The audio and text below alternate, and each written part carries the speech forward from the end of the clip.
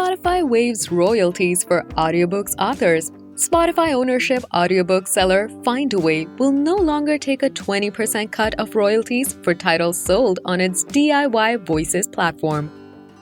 In a company blog post, Findaway said that it would pass on cost-saving efficiencies from its integration with the streaming service. Last summer, Spotify finalized its $123 million purchase of Findaway in a bid to cement its position in the audiobooks business.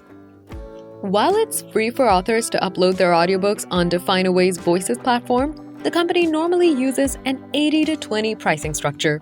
But that fee comes after sales platforms take their own 50% cut on the list price. So under the old revenue split, an author who sold a $10 audiobook would have to give $5 to Spotify and $1 to Findaway. But moving forward, that same author will no longer have to pay the $1 distribution fee to Findaway when a sale is made through Spotify. The move by Spotify and Findaway is likely a bid to draw more indie authors from Audible, which is currently its biggest competitor. But Spotify's audiobooks business, which it launched last fall, still has a long way to go.